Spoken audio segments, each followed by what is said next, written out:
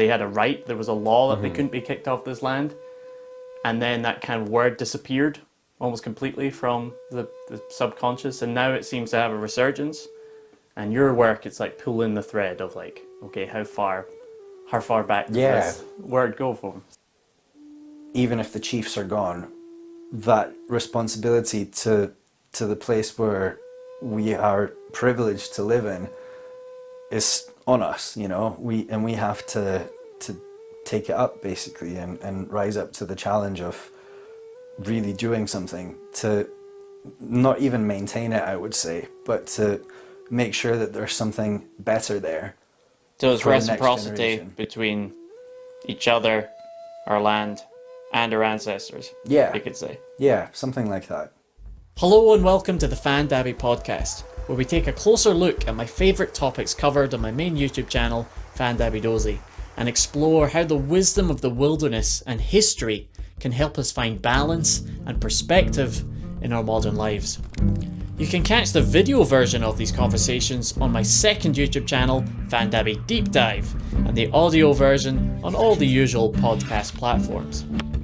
This podcast is ad-free and completely funded by my supporters on Patreon. So if you like what you hear, then check out the show notes for links to support. Plus, there's a link to my online community-led survival school, Resilient Roots. Thank you for your attention. Now let's get into it. So my guest today is Dr. Ryan Dziadowiec. Ryan is a friend of mine. He's a fluent Gaelic speaker and researcher in Scottish Gaelic history. When I recorded this podcast with Ryan, he'd just finished his PhD on one word. He'd written something like 100,000 word thesis on just one word. And this one word is Dùthchas. Now, for some reason, this word has seen a resurgence of interest both within and without the Gaelic community over recent years. Dùthchas is often translated as the connection between people and place. And that's how I first heard the translation, how I first got interested in this word, was I was trying to chase this feeling I was having when I was practicing wilderness survival skills in the Highlands of Scotland and researching for my Highlands series. But as you'll find out from our conversation with Ryan, this word is actually even deeper than that. Our conversation takes us as far back to the origins of the clan chief system, the old laws of the Highlands. We talk about the hereditary rights of the clan chiefs and the people, the responsibilities to their tenants and to the land that they're stewards of. And we also discuss why we think this word has seen a resurgence of interest in the modern day, in recent times, and if it's showing a certain hunger that exists in society at the moment. So, without further ado, I hope you enjoy our conversation with Ryan, aka Dr. Dùthchas. Enjoy. All right, Ryan, welcome to the Fandabby podcast. Thank you very much for having me.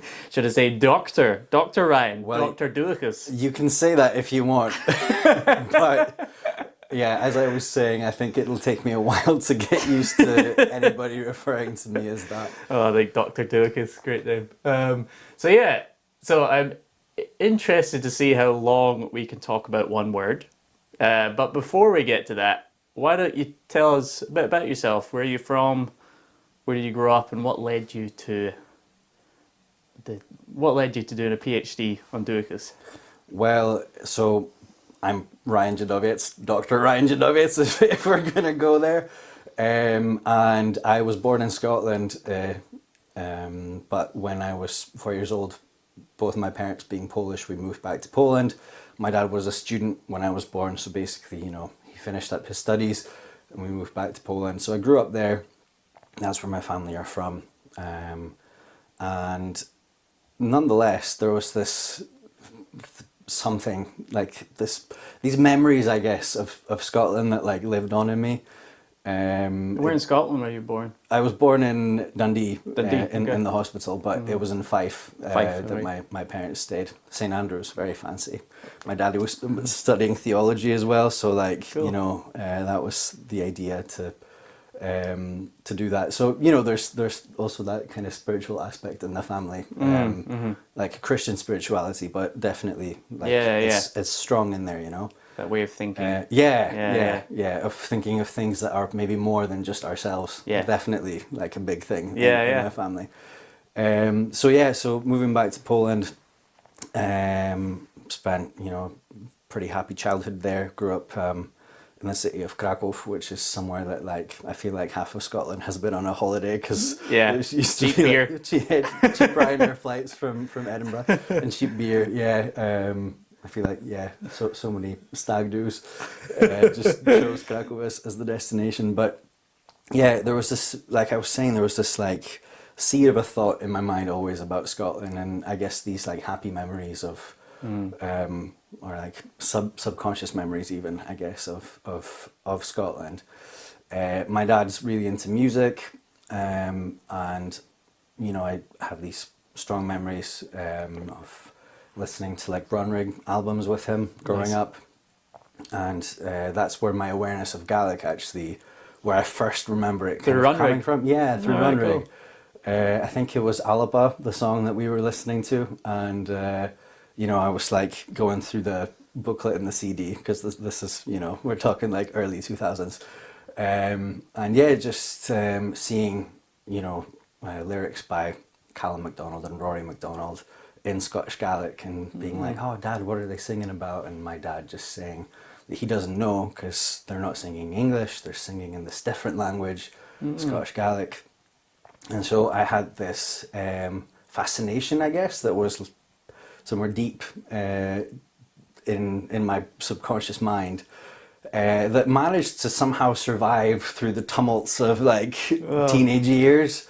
And even though I definitely didn't know what I wanted to do, like I didn't have some kind of big career idea, or how like some of my peers were like medicine, or they just knew what they were going to do. I had no idea. Well, what I did know is that I wanted to go back to Scotland and decipher the Runrig code. And decipher the Runrig code. So that's kind of how that in a weird way, in a roundabout way, brought me back to Scotland. I decided to apply to basically if you were going to do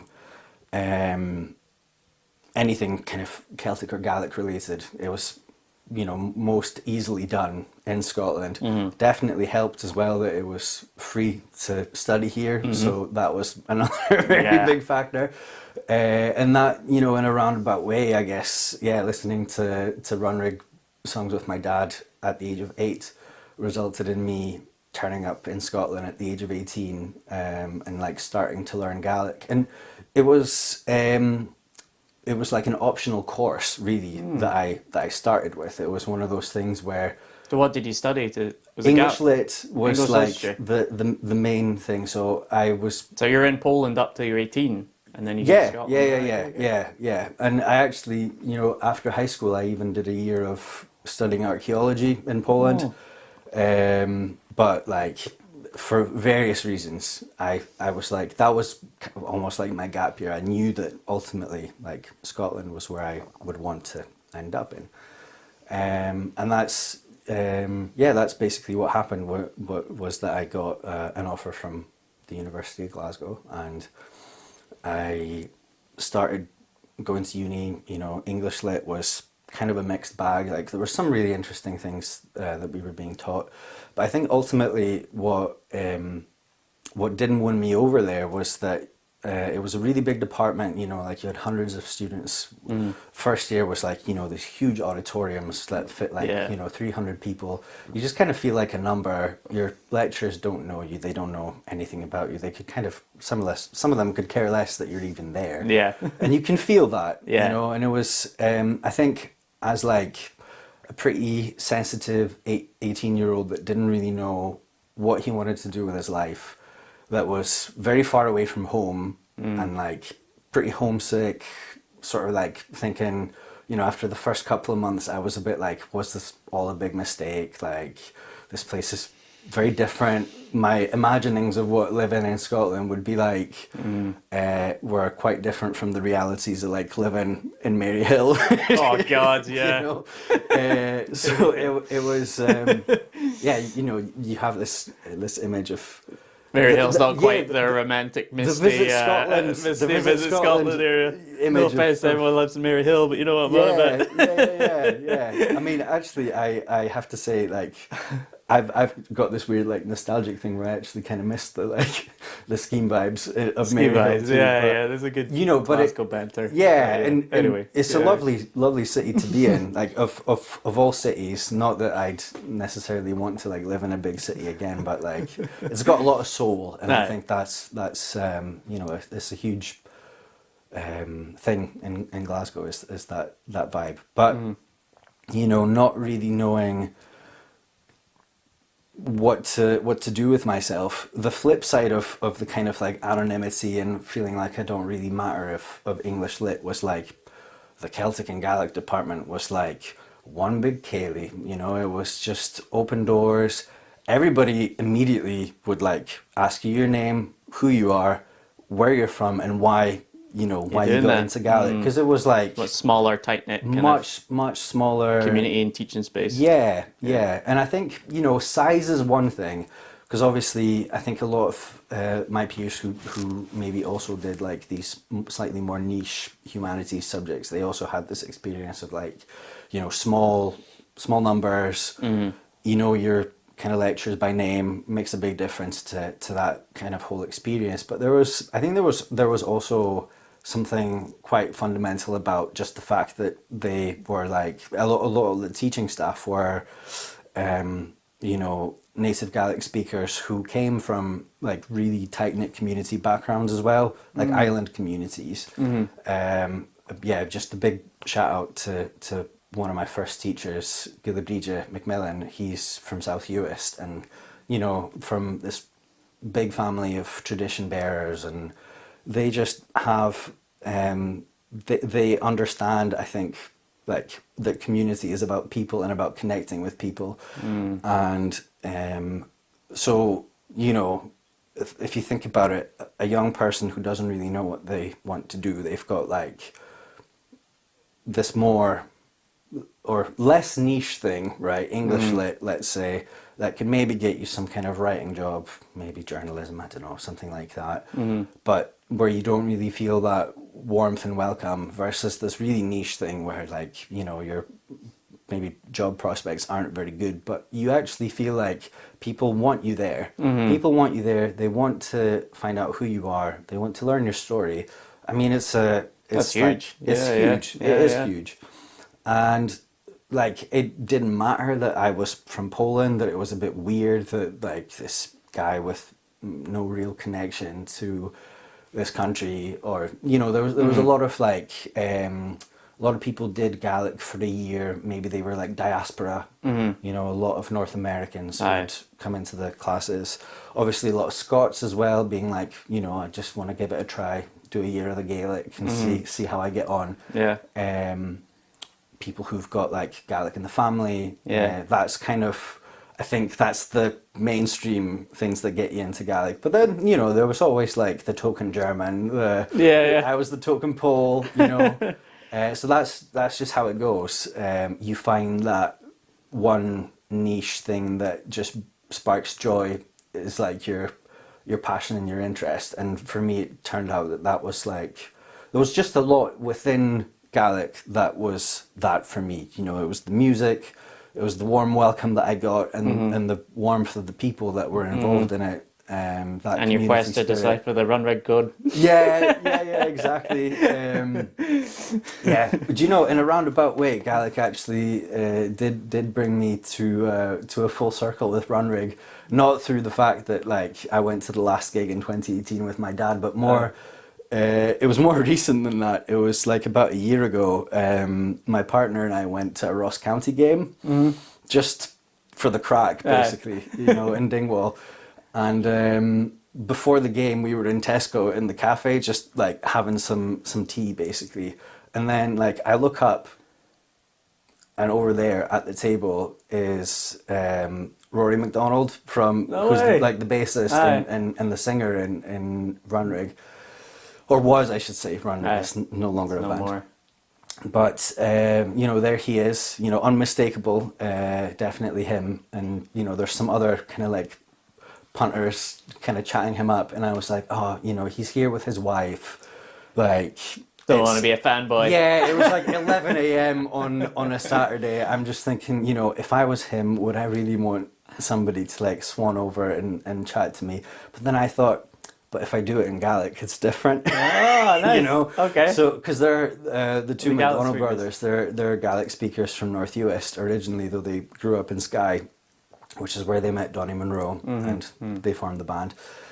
But I was just like, yeah, I'll do it in Gaelic, and that'll be the winning factor. So I had a very nice conversation where Rory was just like, you know, very positive. He was like, oh, I can't believe that, you know, my music made this random Polish boy learn Gaelic to fluency, and yeah, it was just really sweet, and it was like, you know, there we go, the circle has completed. Yeah. You Oh, know, nice. Yeah. It was a nice moment. Okay, well, let's speed up and get to the PhD. So so I'm guessing you swapped from English Lit to Gaelic, did you, or did you carry on to the? Well, it was. I did actually keep going with the English Lit until the very end. It was just like a joint honours degree, but you know, I knew what it is that I wanted to keep doing afterwards, and I was quite lucky that the kind of couple of jobs that I did after I graduated were, you know, broadly related to Gaelic in some way or other, and then in 2020, my partner and I, we were in Skye at the time, so she was doing a teaching course and I was working at Solmarostic, the Gaelic college, and I can't remember when exactly in 2020 that I first saw it advertised, but basically, like, a friend of mine sends me this PhD proposal that's like, you know, applicants now welcome to study Dùthchas. All right, so it was already set up. It was set up. I didn't have to write a proposal because I think if I did, I don't think it would have come out of me, you know. Yeah. But it was just more that I saw it, and you know, my friend's like, "Oh, you should definitely apply." Blah blah blah. Yeah. It sounds like, you know, it's right up your street. And I thought, well, actually, that does sound really interesting. And I thought I'd apply just, you know, just to see how it goes. And I got it. And so that's basically how I spent 4 years of my life studying just one word.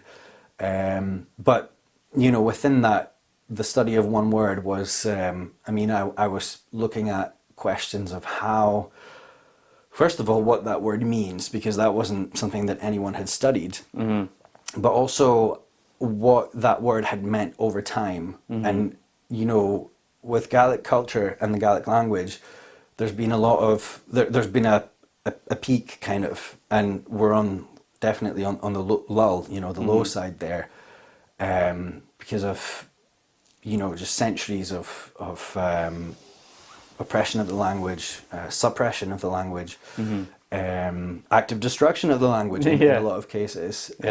So the question there was, because of the fact that some historians, some writers had already picked up on the fact that Dùthchas had something to do with a hereditary right to land in the context of the Scottish Highlands, where the clearances had happened.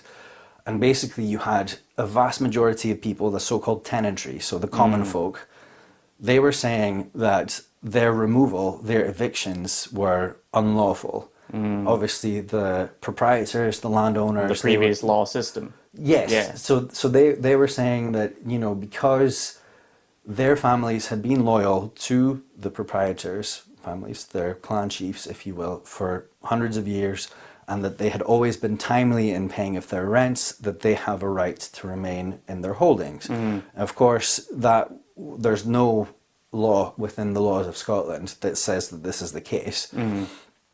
So the proprietors, the landowners, they said, well, there's no legal backing to this. There's no reason whatsoever why we can't just evict all of you. And that's what they did, basically.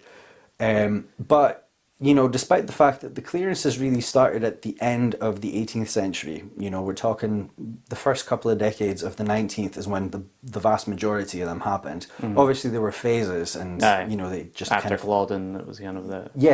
That's when it started. Some of the earliest ones around kind of like Loch Lomond area, sort of like adjacent to the lowlands almost. That was like maybe 2 decades after Culloden.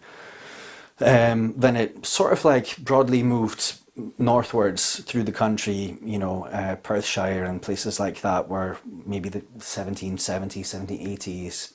Then, moving into the islands after the collapse of the kelp economy at the start of the 19th century. But the point is that, through all these waves, that all happening then, flash forward to the 1880s, when there was something called the Napier Commission. Basically, the people were living in such bad conditions that the government decided to form this commission that would go and investigate the state of the crofters and cotters in the Highlands and Islands, because they were, this As is... in the state of their health and well-being and economic situation? Because there was unrest, there had been some... This is, after the kind of protests, the Battle of the Braes, so the government had to send like police forces and even the army into places in Skye, in Lewis particularly, although there were others as well, but those are kind of like best known ones. So they send these commissioners, a lot of them are like landowning gentry, which is kind of an irony in all of it, that like they're then having to like listen to the gripes of the people that are basically saying that they're, suffering all this oppression from not necessarily them, but people like them. But, this is like gathering lots and lots of evidence, testimonies from the people, and the people are still saying in the 1880s that they have this right to the land, and the report says that. So it's written in the report from 1886 that I think it's put... People are saying that the people they have broken the law because they have broken Dùthchas. That they believe that they have an inalienable inherited right to the land so long as rents are duly rendered, and this is an impression that is indigenous to the country, is what is said by the commissioners, but as far as we're aware, this was never sanctioned by law. Okay. So what my British thesis law. was... British Scottish law. So what my thesis was trying to see so historians are seeing like there's a connection here between Dùthchas, the fact that this word has this meaning as hereditary right to land, and the fact that these people were still trying to basically appeal whether the clearances were right or not, based on the fact that they felt that they had this right. Okay. And where does that come from then? How deep does this go? Is this something that sort of, at times of great hardship, sometimes, you get kind of like ideas born. So was it just something that evolved in the 19th century, sort of in the face of the clearances? Or are we looking at something that's a lot older, that goes back to times that could be deemed as sort of this right had in some form existed before the laws of Scotland were even written. Before Scotland was even created. Before Scotland was even a thing. Which is so beautiful about studying the Gaelic language and that sort of time period of history. But I find myself in that 17th century is because there is threads that go back so far. Now I wonder I'm just trying to think how best to travel this road. To give people context, I guess when I first came across the word Dùthchas, right, I heard it as a connection with people in place, quite a vague term, and I thought, I think you said it, you put it a good way, it's like a shiny thing that you find from the past that describes something that's hard to describe. And I was this feeling that I get when I'm in the Highlands, Scotland. It's this feeling. I kind of thought of it as like a place that you'd like to rot, a place that you'd like to get buried, a place that you just like, no, I belong here, and it's like a feeling, and it's a deep, on kind of indescribable feeling, and I guess that's where, people have kind of been picked. I don't know. I feel like that's the kind of there's sort of a resurgence of this interest of this word, and it's becoming. You hear it more and more. People using it, people naming restaurants or events and things out of it, and so that's, I guess, the context of it. When you Google it, is usually like people's relationship with place and stuff, and that's where I kind of got interested in it and got in touch with you, and then you were like, this is way deeper and way more complex, and then our 9-minute voice messages that we're sending to each other is that ultimately it was let us here. So I guess, maybe I wanted to give that context to start off as like, okay, maybe it's like, that's what's bubbled up now, and then how your research is like, it's like pulling that thread. So it's like, there was this thread when people were writing stuff about the people, saying that they had a right, there was a law that they couldn't be kicked off this land, and then that kind of word disappeared almost completely from the subconscious, and now it seems to have a resurgence. And your work, it's like pulling the thread of like, okay, how far back does this word go from? So for me, it was that was something that I thought was really important, is to establish the antiquity of the word, to try and see, as far as we're able, because obviously, like with all these things, you'll find it all the time with the kind of stuff that you're interested in, is that we can only go so far, for like written sources. In English, like we're maybe looking at the 1500s. If you're going beyond that, it tends to kind of like revert to Latin, and you're looking at like a lot of the time, sadly, fairly like, to the modern reader, to the lay reader, is fairly uninspiring, like, in 1284 so and so died. Like chronicles and things like that, which is obviously, it's important that we know, who was born and who died. Those people obviously tend to be kings, important people. Important people. So we actually, don't tend to get an awful lot of info into how the common people lived from these types of sources. But I was just really interested in trying to see how far back this goes. And in the Scottish Gaelic context, we do have like an incredible wealth of written material. Most of the things that are written in Scottish Gaelic were written in the 18th and the 19th century.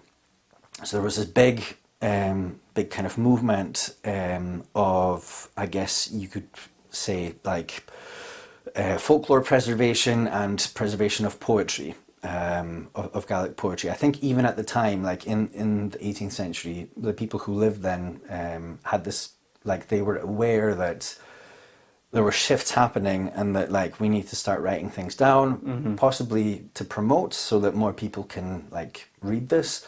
I think a big part of it was like Scotland, the more overarching things, like the formation of the British nation, the British Empire, the idea that culture is only really valid or important if it has like written records. So there was this kind of idea of, which is where Ossian comes from, right? The Macpherson Ossian poems is, there was a person who was very passionate about their own language and culture, and they wanted it to be seen as important as Homer and the Odyssey, the ancient Greeks. They want to kind of equal footing, so we have to write it down, and it has to be like really high register, kind of like the stories of heroes. And it's interesting because not all of them, but a lot of the characters in the Ossian poems, like Phil McCool, that's a real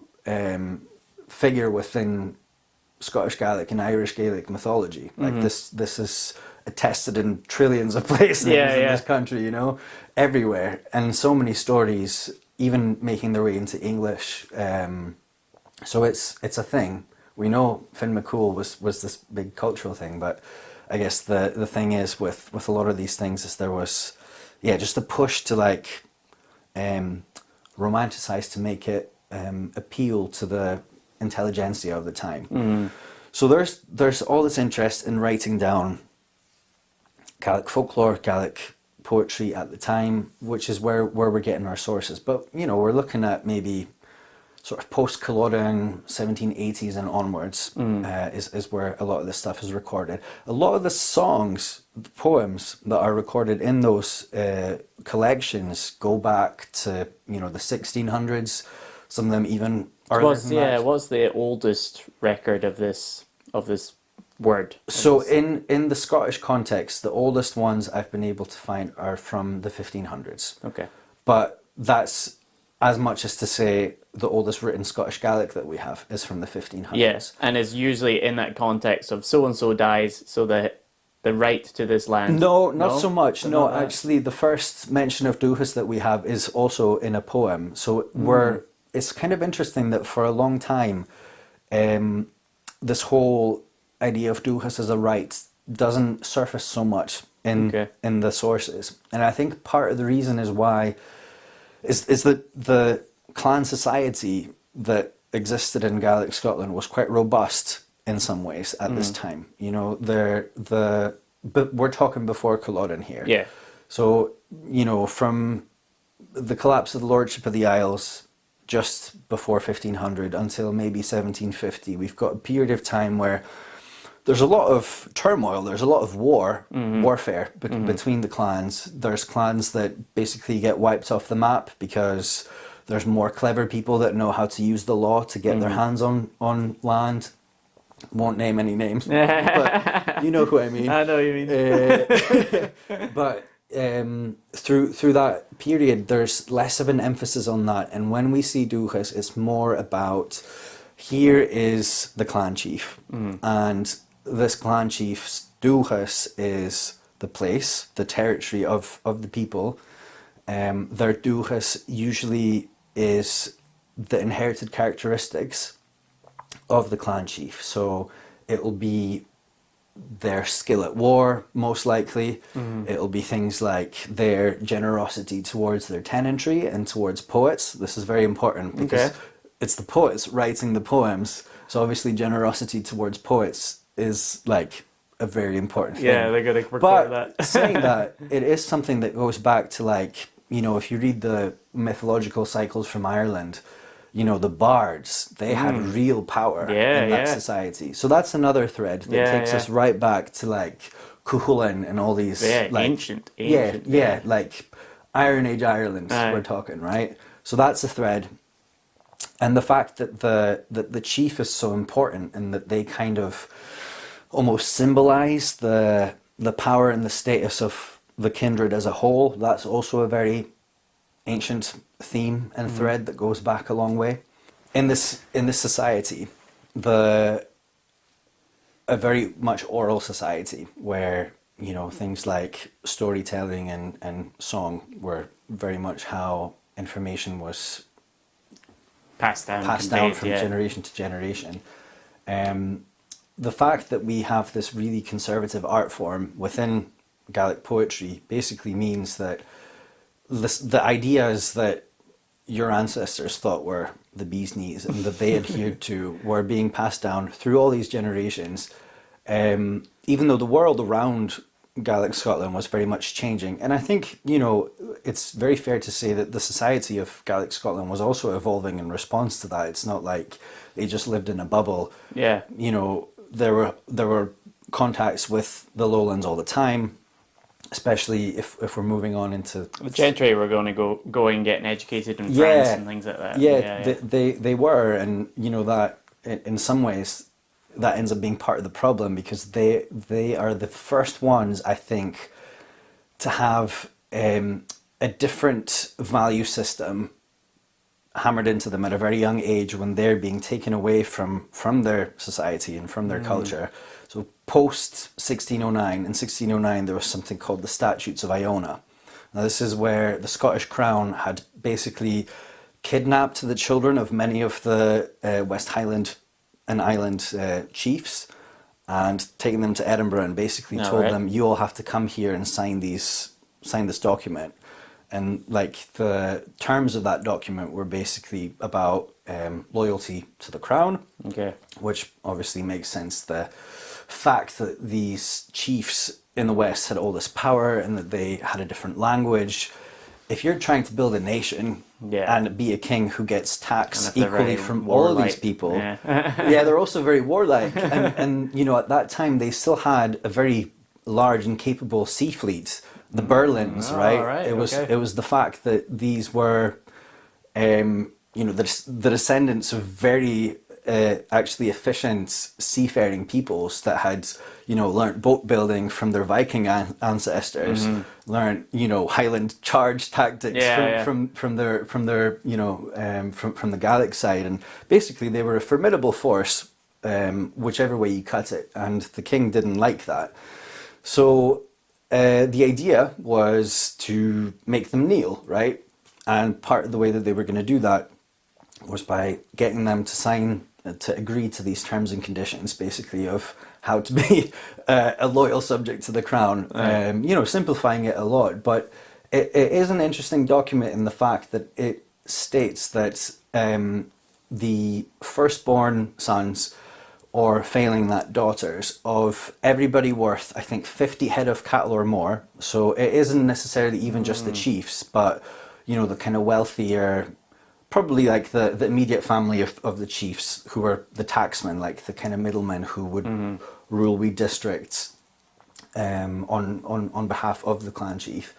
They all had to send their kids to be educated in schools in the lowlands, in English-speaking parts of the country. So whether that was the that lowlands, actually being mentioned in that Alistair Moffat's book. Yeah. Because I made a note about that 50 head of cattle was like a rough kind of ballpark. Everyone over that was obviously influential or rich enough that in order to make an influence in the population, you want their kids to start learning English. And so interesting. And there's a couple of other things in there which, you know, it's even more so than about kind of trying to diminish the military capacity of these kindreds out in the West. Is surprisingly, it feels like they are really targeting the language and the culture as well.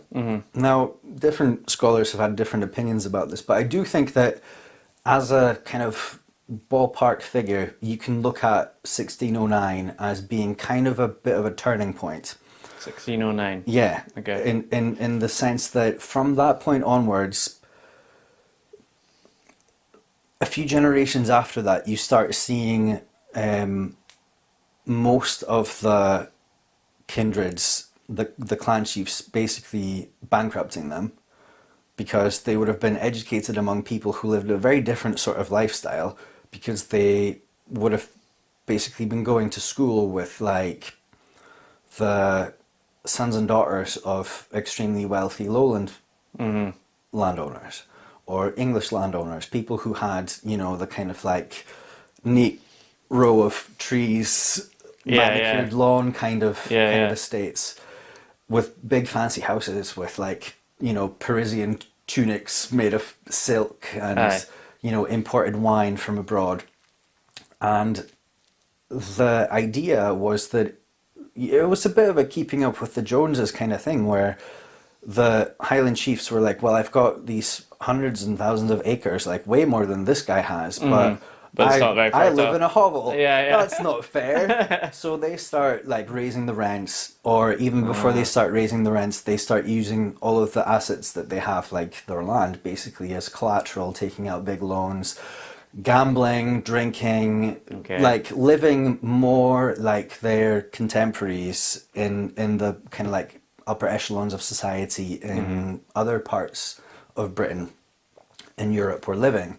And it's interesting that before then it kind of really wasn't like that. And there are stories I remember that I've read in like folklore collections, like the Dewar manuscripts, where it sort of like the vibe is that before maybe 1600, a lot of the clan chiefs' dwellings maybe had like an extra room or two compared to like your average farmer's dwelling. We're not talking like But the it wasn't a absolute massive poorest. wealth divide. Yeah, in terms yeah, Of, okay, there really interesting. wasn't, and I think it's fair to say that the poets played a part in the redistribution of resources because they were the legitimators of power.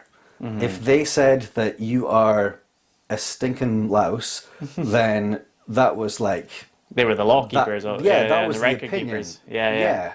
Because they basically had the power of satire, where they were able to, you know, craft a song about how awful you are and how badly you treat your people. And as soon as that was done, your legitimacy in the eyes of the people was like zero. And I think that the threat of that being like a real thing that could influence your standing was quite strong within Sounds quite healthy. Scottish Gaelic society. Yeah, until quite a late point in time. And then things change, you know, let's say a couple of decades after the Statutes of Iona, we're looking at these people have been educated to believe that maybe Gaelic isn't even a real language. Yeah. That it's like the barbarous slang of their peasantry. It's not really anything you need to concern yourself with. So if you're fed this as a young person, because like bearing in mind, people went to school very young at those ages. Like this is where you've got like 8-year-olds attending Oxford, right? Yeah, Like that's the kind of time that we're looking at, and it was all boarding school. So And if the children of clan chiefs and stuff are seeing these folk who are coming from much wealthier places, then maybe they're like, oh well, yeah, maybe my language isn't as good as these guys because I'm not living like these guys. Exactly. Are. Like Yeah. what's the difference between me and them? Well, I speak Gaelic and they speak English, so maybe I need to like forget all of that stuff, forget Finn McCool, forget like the language and the myths and the stories and songs of my people, and just focus on the language of commerce and prosperity and trade and all these things. And like I think it's interesting that same rhetoric, like we're looking at clan chiefs in the 1600s, and we've got the same rhetoric in like schools up in the Highlands and Islands in the 1950s, 60s and 70s, kids going to school and having like a native Gaelic speaker teacher tell them, don't bother with it. You like, it'll only hold you back. Just forget about it. Move off the island, ideally, if you can. Go abroad somewhere. Go to a city. Go to the big city. Make Learn a English. living for yourself, and you know, this will only like keep you in the impoverished croft of your people. So that's another thread. But we've got a weakening of the whole, I would say, intellectual system that held Gaelic society together, right? We've got bards not really being valued as much anymore. The Shanahis, the kind of like storytellers and the ones, I mean, they're sometimes, a Shanahi is sometimes translated as the genealogist. So really, what's more than that, they were the historians. So they did know your genealogy because that was really important, like who you came from. Because we have to bear in mind, even though the discrepancies in wealth may have been smaller, it was a very stratified society. We're not talking about like a utopia where everybody was equal. It was actually, you know, if anything, it was the opposite of that. There was like the chief's family, which was quite large. Like, you know, the cousins were all quite important because they would have been the local taxmen, and whatever you were born into was kind of what you were stuck with. But, you know, looking at human history, that's like the reality for, you know, for many places. All up until, you know, yesterday in many parts in the developing world still today, right? What caste you're born in and that kind of thing. So it was a caste-like society, and we have to bear that in mind. But that being said, there were differences, I think, fundamental differences in the fact that people really mattered to the chiefs, because the people meant your manpower, broadly speaking. They also, they were basically what created your wealth in the term in the sense of rents. Rents much later in the Highlands than in any other part of Scotland, were paid in kind. So they would have been paid in things like, wheels of cheese and butter. Butter, So there was a much later introduction of money as the primary kind of economic means by which transactions were had, compared to some places in Britain. So all of these things together meant that the integrity of Gaelic society, I think, as a traditional society, was preserved for a lot longer than other parts of Britain. But we start to see this real deterioration happen, and different things deteriorated at different speeds. You still had some clan chiefs in the late 1800s who were paying the village poet to make a wee ditty about them. That lived on, and it's not like the bards disappeared. In fact, the poets had a really important part to play, I think, in the crofters' risings in the 1880s, and even moving into the 20th century. I think they really helped keep Gaelic alive through those really hard times, post clearances and stuff. But Dùthchas was functioning within that traditional society. It was functioning as something that it was primarily about the chief. It was primarily about the chief. Okay. The chief was basically the one who held the Dùthchas because of who they came from. And the really big families, like the MacDonalds, their Shenahis, their genealogists, were able to give you every single generation that came before that particular MacDonald chief, going back to Cormac MacHart in Ireland. Basically figures from sort of that boundary between myth and history, where the early Irish annals from the 1800s might mention them, but they were all about the continuity. They really cared about it, and I think continuity was really it is a big aspect of Dùthchas, is that the continuity of your people being in a certain place is really fundamental to it. Now, of course, the fact that the clearances happen really messes that up, because people who would have been associated with one part of one small island for a very long time, suddenly it starts to no longer really apply in a way. So is this importance of continuity, people being in one place, you think if the clan chief is reliant on the people not only for rents in kind, i.e. butter and cheese and resources, but also it's how many fighting men you could rally quickly as well. So is that also, you want to kind of know where people are? If people are always moving around and things like that, you need to kind of roughly know how your resources are distributed. Yeah, I think so. I think it was the fact that doing as your ancestors did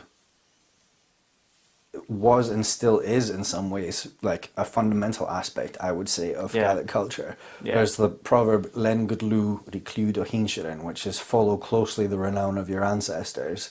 It's na gia but a vi mariadsan. Don't forget to be like them.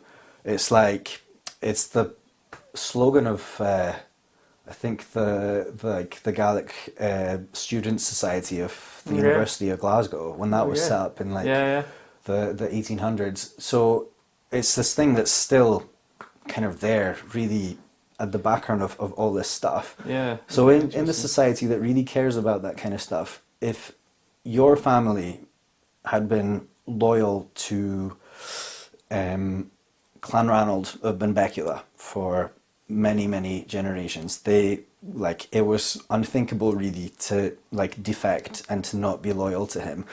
But I think what is important to remember is that all of this, I think, really revolved around the expectation of reciprocity.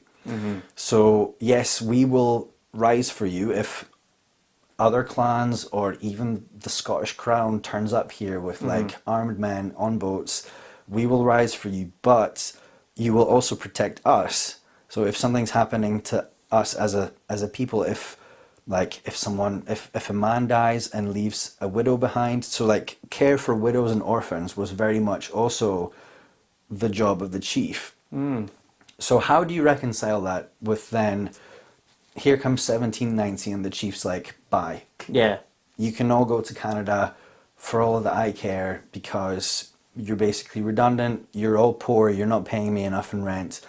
I can get this guy from like Galloway to come up with 1,500 herd of sheep, and I'll get way more money from him than I ever will from you guys. And actual money, because Yes. if you want to be in part of the wider economy, then that matters Exactly. rather than butter. Exactly, yeah. And by that point, I think rents in kind had really become quite uncommon. Yeah. I think, when people started droving is when money really makes its way into the Yeah. Highlands, right? Yeah, All the yeah, black cattle heading over to places like Falkirk to be sold off. Yeah. And then people with big bags of cash Yeah, coming yeah. back up. Some of them, did really well for themselves, actually. And it's interesting that there was this demand for black cattle, because I have, had conversations with folk that kind of point to the fact that the demand for all this beef was not even just to feed like the growing populations of the British urban Army as well. centres, but yeah, it was like salt beef was The main rations. the main rations Yeah, for yeah. like the navy. So as the empire stretches to cover all of the globe, you've got this big demand for preservable interesting. protein to Yeah, feed yeah. the guys that are So it doing was boosting the work. island economy Yeah, for a while before Yeah. it turned around and exactly. destroyed it.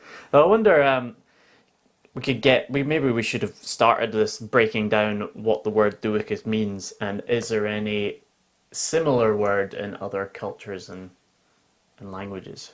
It's really interesting when you look at the etymology of Dùthchas, because it's an abstract noun, the chas bit. So for example, Doracha is dark, Dorachatas is darkness, right? The abstract noun of the state of being in the dark. So Dark. Dùthchas in that way comes from that root du, and that is the same root as the word dualhus, which is often translated as heritage. Although in my research, really what I've found is that dualhus and Dùthchas can be pretty interchangeable for most of history. And that, is in part probably because most of the sources that I've dealt with are songs. And in songs, there's only so much play you get with the length of syllables and stuff. So I think that's part of it. But it is also the fact that they come from the same root, ultimately. And that root, du, goes back to, we're looking like Middle Irish, Early Irish, even before then probably, as meaning place or spot. Okay. So it's, an abstract noun. It's different from do as in like ski and do, dark. Yeah, it black. is. It is different. It's the same sound, but So it is darkness. different. Yeah. So that's great. I did give Yeah. darkness as an example, but that's But just it's completely different. Yeah, Yeah, It's okay. just the way that the words work is the same. Okay. But the do element is to do with a spot or a place, and it's interesting that it seems to be that if you go back, obviously this is all hypothetical when we go back to like Proto-Celtic words, we're reconstructing them based on what we have today. But it seems that the do bit comes or is the same part as the origin of the word dunya, which is a person. So a person is an earthling in the kind of Gaelic reckoning of things. So in that way, that earthiness, that groundedness to a spot is kind of, in these languages, it's pretty fundamental to like who you are as a person.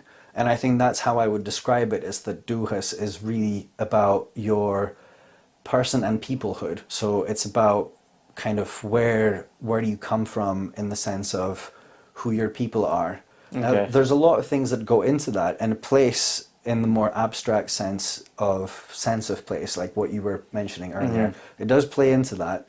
And I think also another thing that plays into it is landscape in some ways. We can get into that in a second, but fundamentally it is about people, and like generally it is about things that get handed to you from the people that came before you, both Okay. tangible and intangible. Okay. So, as I was saying, the chief's Dùthchas could have been to do with like whether he was a good warrior, whether he was a kind person towards the people around him. Those were seen as hereditary traits. Because there was that strong codex of, the Gaelic morality revolved around doing as your ancestors did, and it was, presumed that you would do the good things, not the bad. Like we don't talk about the bad things that your ancestors did. We talk about the good deeds, like the worthy deeds. Yeah. And that's how we... That's quite a common theme. I mean, I'm very interested in Japanese culture, and that's very much ancestry worshipping, and it's like not letting down your ancestors, and that's like the constant kind of... Is it sort of similar in that way, where it's like it's almost the worldview where your ancestors are always kind of watching you, and you don't... do you think there's like a similar thread of... Yeah, I would say so. I mean, the word reality? clue, renown, is like really, really common in the old Gaelic sources. Okay. It's like every single time that a chief is mentioned by a poet, it's all about their clue, their renown, what they're known for. Okay. And it's and that lives on, and so to sort of tarnish that is like never. You don't want. And you do said that. there was similar words to Dùthchas in other cultures. Well, that is something I probably should have prepared for a bit better. Yeah. But I would say the idea behind it, is the idea behind Dùthchas can be found in other cultures, definitely. I think what is very specific to the Scottish Gaelic context, which is even something that like differentiates the Scottish Gaelic context from the Irish context, is that connection to hereditary right to land. That lived on because it was important, because the society, the effect of the clearances, that basically meant that people were like, no, we have to hang on to this. I think that hereditary right aspect maybe wasn't quite as important in Ireland because their struggles were different. Their struggles were basically, a colonized nation trying to fight back for its independence. And as you know very well, that difference of Ireland having this very cohesive Gaelic identity, more or less. Obviously, I'm not like saying that everybody in Ireland has this, but historically, the origin is kind of in common of all Irish folk. You've got also Scots, a bit of English there too, but generally speaking, there's this idea that Ireland is like, we come from the Gaels that came here. We've got all these invasion myths and legends of like the sons of Milesius and the Tuatha Dé Danann and all these people that were there a long time ago. So that is like shared. We don't have that same thing here in Scotland because it's much more of a mixture of different peoples that have, become a nation over time. Yeah. But that being said, the kind of association of Dùthchas as being the tangible and intangible things that you get from your ancestors is, I would say, the strongest theme through all of the centuries. And I would say as much as that the intangible stuff is the strongest, that really it's...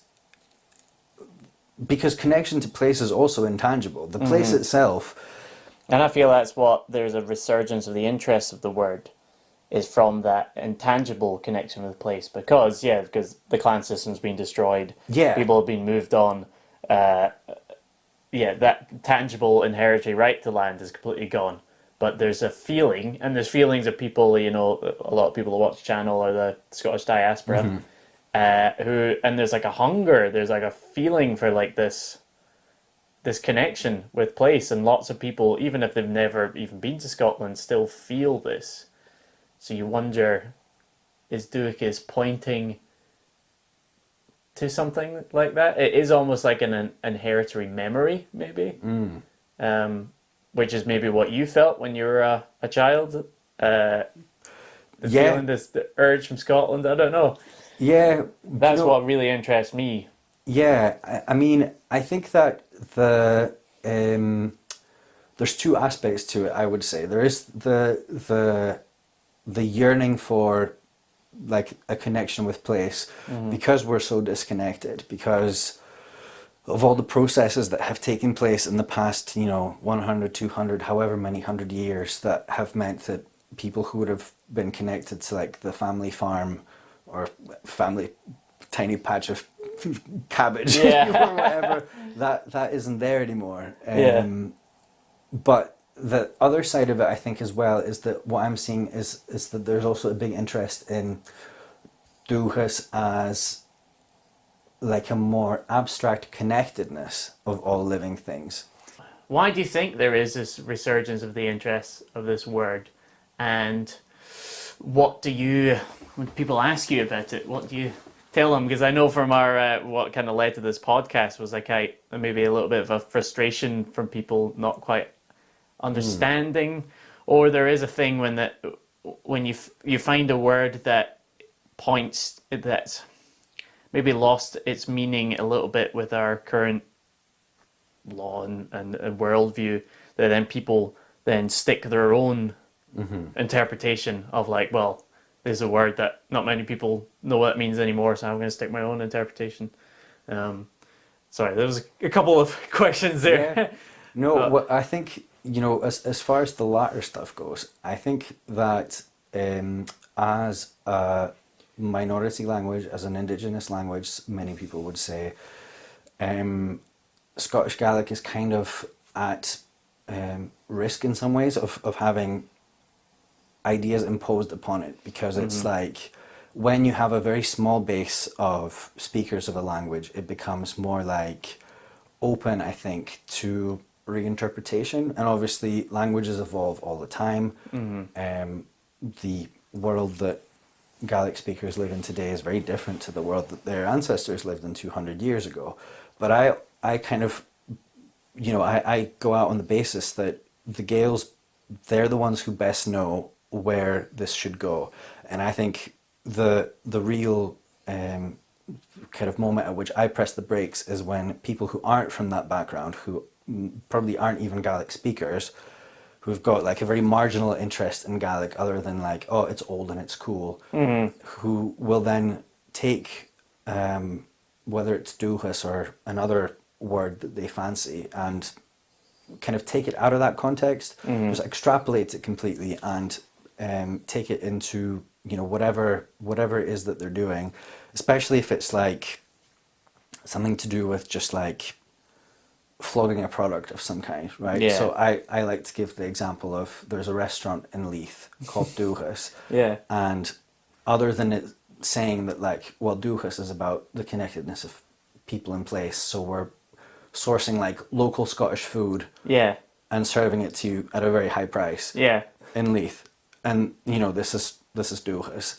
I think when you take that into the context of what we've just been speaking about, it's got nothing to do with it's got nothing to do with it, and it's a beautiful word, nice flowing structure to it. It's got the little accent, so it looks Gaelic. It doesn't look English, so there's like an interest. Authenticity. Well, this is the thing that people are starving for authenticity because of globalization and just all cultures are getting samey. Right? So I feel like maybe there's an interest of it in that sense of like, oh, there's something authentic. So that's why I felt it was important that we need to talk about, okay, what does that actually mean?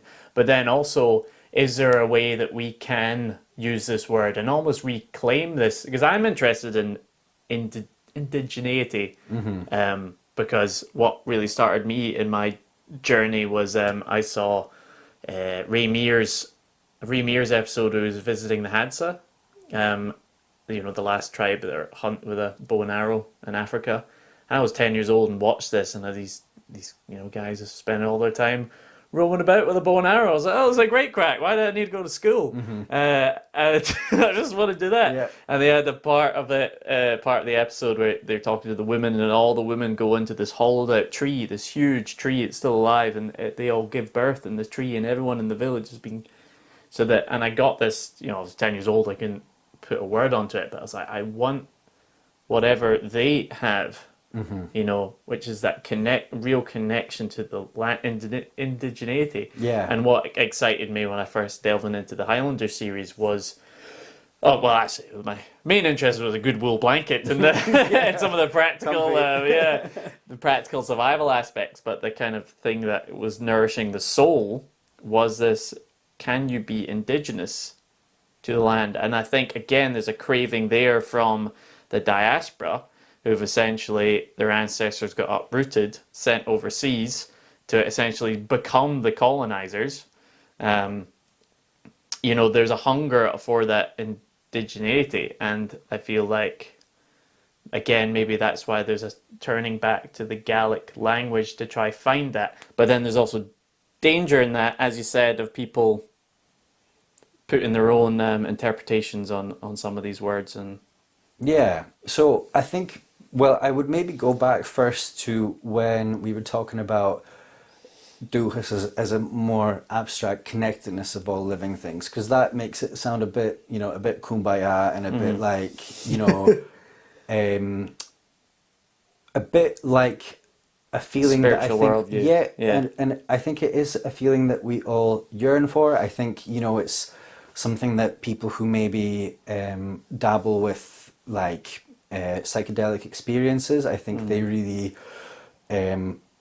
say that like it was a life-changing experience to feel like I was lying there on the grass and I felt like with every breath I took, the earth was breathing with me, or something like to that. So to find a word Yeah. that they can maybe use to describe so that. I think there's like an interest in that, which I think is where maybe that kind of got roped into Dùthchas a bit. I think Dùthchas is very much about connections, which makes that assumption definitely makes sense. I can see where it comes from.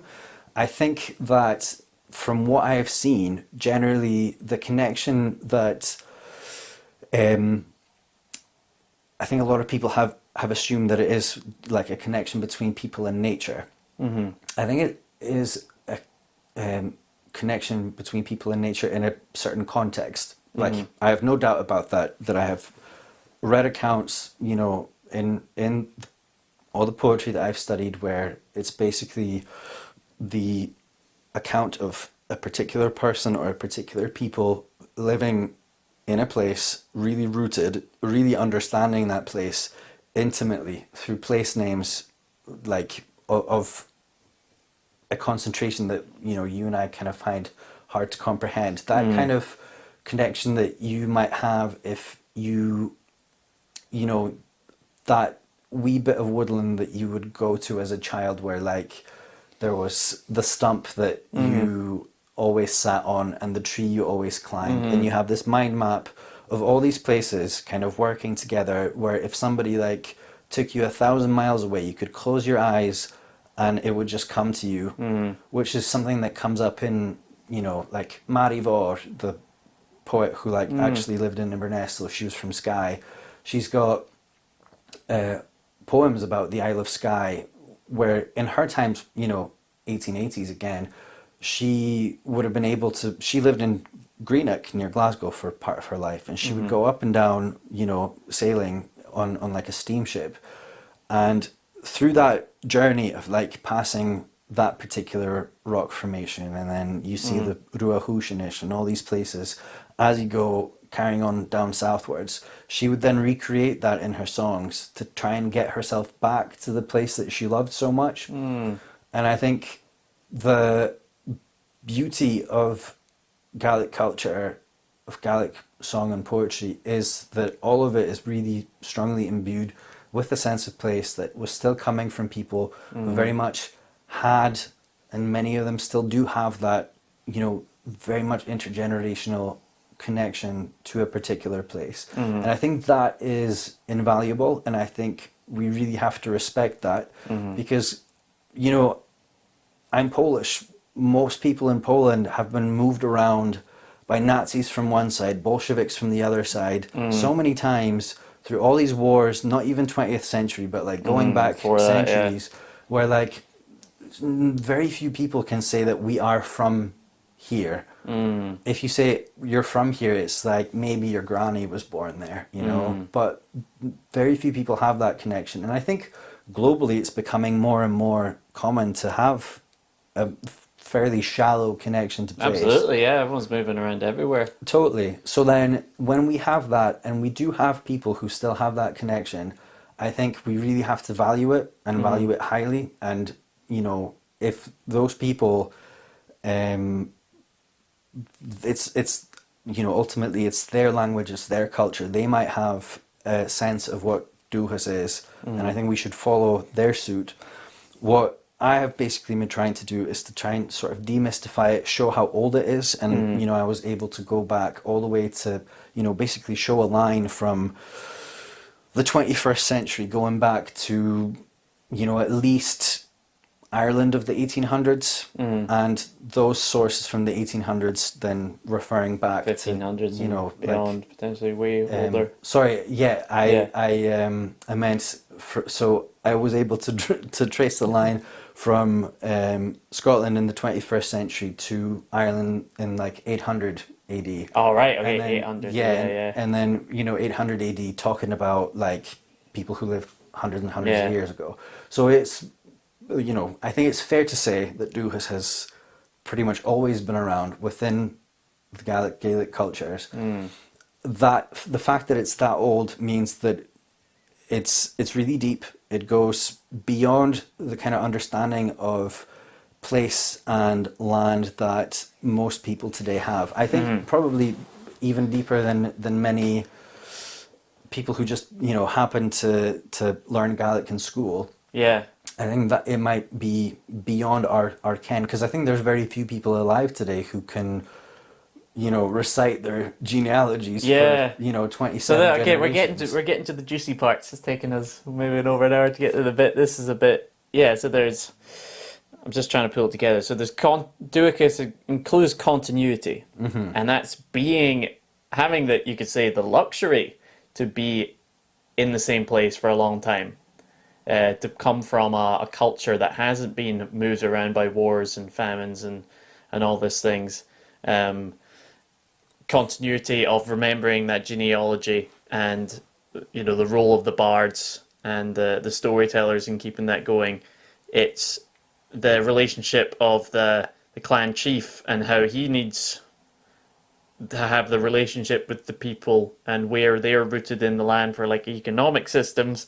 And then also that deep feeling that really, I think, at least what got me interested in this word, and I feel this resurgence, is that undescribable feeling with connection with land, like a deeper feeling with the land. And I feel like that's when I initially wanted to do a video or start to explore this word. That was what I became interested in, mainly because I feel like there is 99% of people have got a very shallow relationship with land.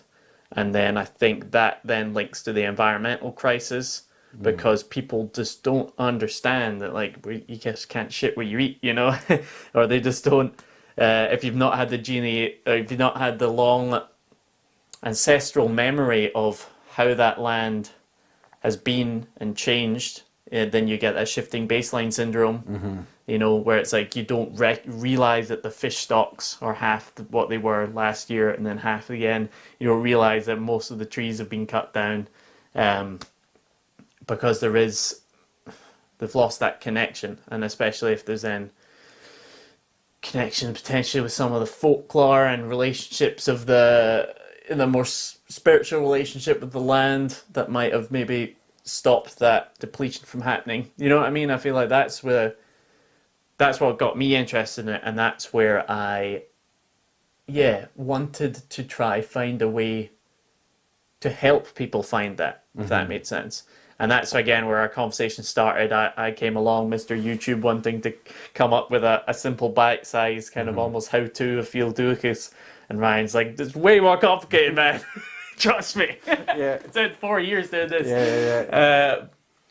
But with that said, what do you think this is completely out of context? That you could, if someone was, say, just anywhere in the world, and they want to rekindle that, even if we put aside the legal heredity things of land and stuff. That's all stuff out of your control. What I'm interested is like stuff that is within your control, and that is like belonging. I think in a certain sense is in our control. So how would you? What would you say to someone who wanted to feel that feeling? Yeah, That well, makes sense.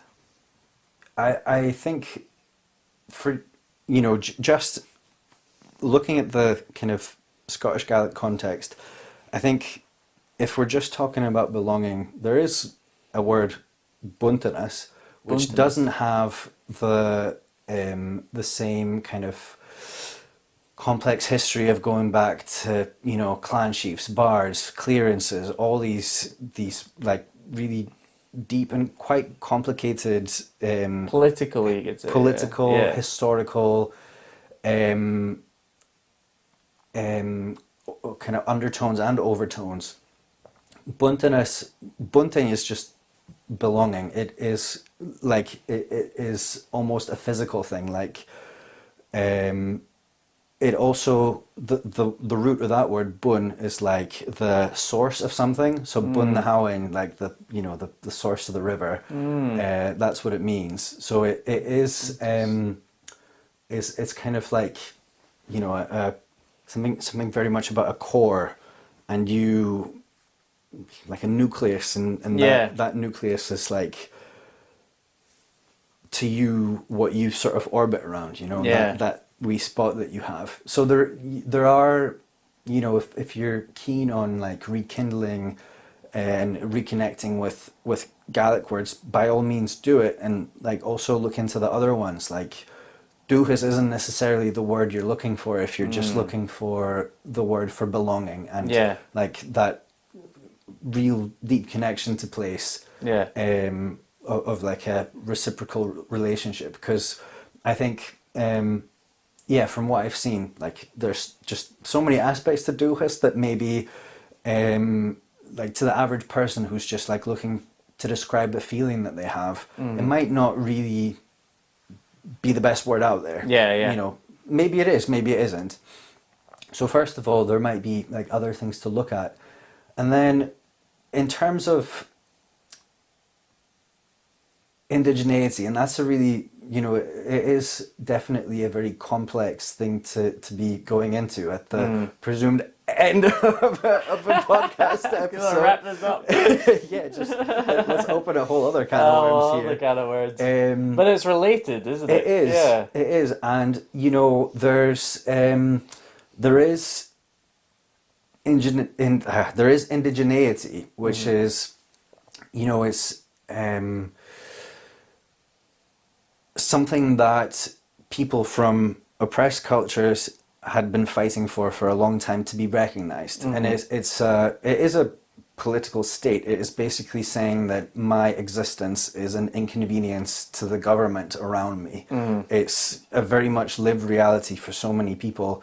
So, there's a lot of indigenous folk who would like take great issue with people who aren't like fighting for the survival of their customs and stuff that they might take with that. But on the other hand, there is something that you could argue that's maybe more like indigenous mindset or indigenous mind even, which is more about, first of all, it's really about like understanding what it's all about, and the fact that at some point in history your people would have been indigenous to somewhere, and through some kind of process that may have enriched them or it may have stripped them of everything they had, that stopped being the case. And it can be kind of difficult, I think, to think that like, if you're the kind of person that's quite proud of, let's say, being Scottish or proud of being Polish, that in the process of like becoming Scottish or becoming Polish, your people would have lost like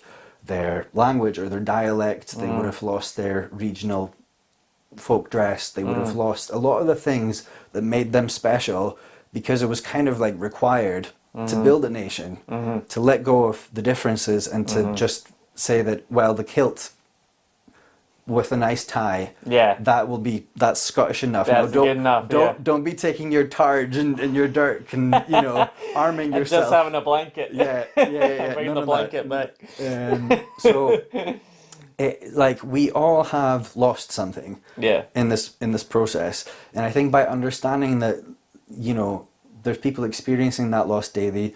You have experienced it at some point down the ancestral line. I think that pain doesn't go away, you know. And I think the longing, the feeling like maybe you're out of place, like you're Could be unconnected. just a human condition as well, that feeling. That's true. Could be as deep as that feeling of being banished from the Garden of Eden. It could be this like Yeah. just a universal human feeling. It's like, no, I Something's came missing. from place. Yeah, I came yeah, from yeah, somewhere. yeah. It's actually maybe we all feel that. Yeah, but I mean, Yeah. you know, we are a migratory species. Like Yeah. we've moved around so much, but at the same time, like I think tight-knittedness is really what we're missing. Tight-knittedness to other people, and also to place. And I think tight-knittedness to other people is something that we're maybe finding more through interest circles and hobbies and things like that in the modern age. But the place bit is the part that's missing. I think we all kind of feel.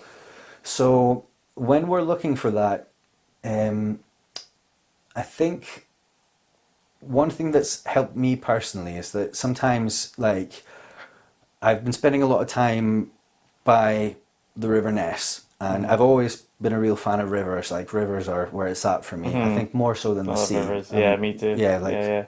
Rivers with a bit of forest. yeah, That's Highland where River. it's at. Yeah, good stuff.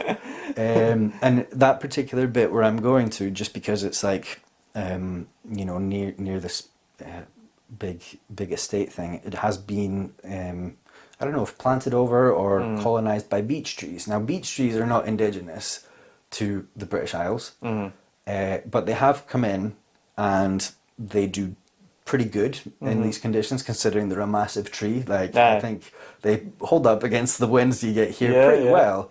But, you know, they come from mainland Europe.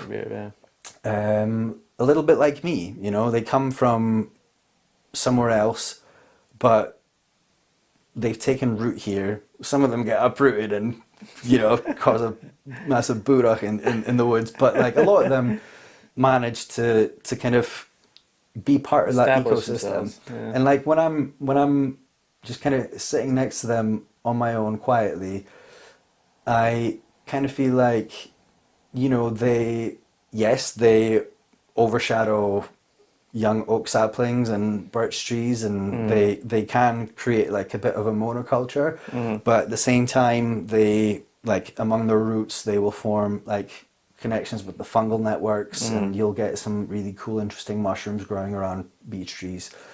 They might not be chanterelles, because you'd probably find more of those in like a native woodland. Yeah, but they found their niche. But they found their niche, yeah. And it's not like with a Sitka forest where you Sitka plantation where you walk in, you can't hear birds, nothing's alive. So it is about finding your niche and accepting that even if you aren't indigenous to that place, you can still really integrate yourself into that ecosystem on like a molecular level, if you want to take it that way. If you just want to like have that place where you rot, just like get reabsorbed back into the earth, that's, you don't have to be from that place, I don't think, to want to engage with it that deeply. But at the same time, I think it's perfectly natural to want to know, like, where did this beech seed come from? You know, what part of the Carpathian Mountains did it come out of and stuff? Because I think we all have that interest. I mean, Gaelic culture wouldn't have existed if it wasn't for the fact that they were all pretty intrigued by like what their own ancestors did. They were really into preserving that memory, and they really did, considering like comparing to other European countries, or not European countries. I think they did remarkably well, considering their language was under fire from all sides, to really hold on to as much of the stories as they did. So then I think through that, you know, through accepting that where it's not up to you where the bird dropped the seed, you know. Who was the bird? And the bird was migrating as well, you know, like birds do. But the place where you've fallen as the seed, I think it's kind of both your right to enjoy that place, but also it's your responsibility to care for that place. Because if you're, you know, if the patch that you fell on as a seed is poisoned and just, you know, full of rubbish, then you're not going to thrive there. So if you are outside and walking through a place and you see that it looks like a dump, if it's your place, like, it's not, I think we have to accept that the council's not going to do anything about it, that maybe your neighbors aren't going to do anything about it, and that's a bit of a shame, but like, they're living their own life, you know, we don't really know. I've heard people say Dùthchas can also include responsibility. Yeah, well, I think that's why there's that's why we've been talking so much about one word, how it could have genealogy and lineage and continuity and connection with place and responsibility. Yeah, because I think when we were talking about reciprocity, that's where it really comes in, you know. I mean, it was very much it comes from a traditional context of peoples living in places having to subsistence farm and, you know, share resources in a way that meant that most people possible survived a harsh winter or a failed harvest or something. But it also, I think we can also go back to that from now the kind of modern context of having to care for a place and, you know, fight as best as we can to ensure that that place is still a nice, livable place for our children and children's children to, like, thrive in. And the same reciprocity that applied to, you know, between a chief and the chief's people, well, we don't have clan chiefs anymore. We don't have, like, a tenantry in that same sense anymore. But we're still, you know, citizens of some place. And even if the chiefs are gone, that responsibility to the place where we are privileged to live in is on us, you know. We have to take it up, basically, and rise up to the challenge of really doing something to not even maintain it, I would say, but to make sure that there's something better there. So it's reciprocity between each other, our land, and our ancestors. Yeah. You could say. Yeah, something like that. Cool. Do you think that's a good place to stop? I feel like we can just keep going, but, you know, it's like an hour and 30. I feel like we've barely scratched the surface. But that felt like a nice I think pinnacle. I'm happy with, like, with the depth we went to. I think, if we don't, then, you know, it's just going to be 4 hours later. Yeah, I know. And my camera switches off soon for some reason. But anyway, do you have anything to say to folks on YouTube? Do you want to promote? Have you got a website or anything you want to promote, or just like and subscribe Fandabi Dozy on YouTube? There you go. You heard it from Ryan. Cool. Well, thanks, man. I appreciate that. And yeah. It was a good chat, I think. It was a good chat. Yeah. Maybe it's to be continued. Thanks for tuning into the Fandabi podcast. In the show notes below, you'll find all the relevant links discussed, as well as links to my website, tomlanghorn.com, my YouTube channels, and social media. Huge thanks to everyone who supports me on Patreon, who make this podcast possible. By supporting on Patreon, you'll also enjoy benefits of early access and have your say on topics and guests I have on the podcast.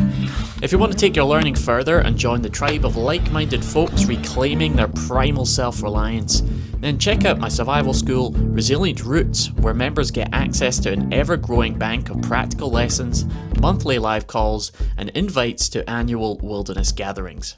So thank you for your valuable attention, and I'll see you in the next episode.